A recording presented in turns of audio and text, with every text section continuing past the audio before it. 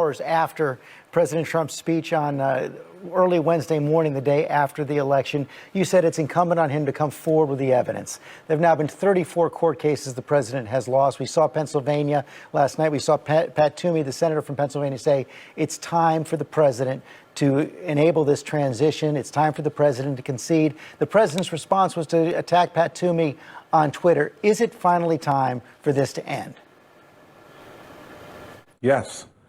And here's the reason why. The president has had an opportunity to access the courts.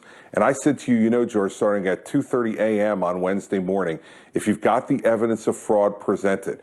And what's happened here is, quite frankly, the conduct of the president's legal team has been a national embarrassment.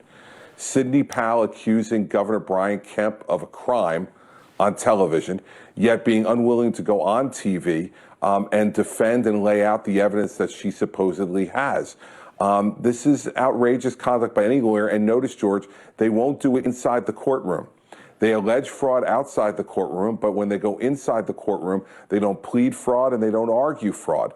This is what I was concerned about at 2:30 in the morning on Wednesday night. Listen, I've been a supporter of the president's. I voted for him twice. But elections have consequences.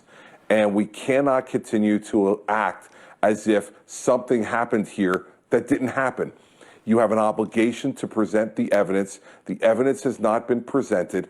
And you must conclude, as Tucker Carlson even concluded the other night, that if you're unwilling to come forward and present the evidence, it must mean the evidence doesn't exist. That's what I was concerned about starting on election night. And I remain concerned today. I think it's wrong. I think what you've heard lots of Republicans starting to say this. I said it on election night, and I hope more say it going forward, because the country is what has to matter the most. As much as I'm a strong Republican and I love my party, it's the country that has to come first.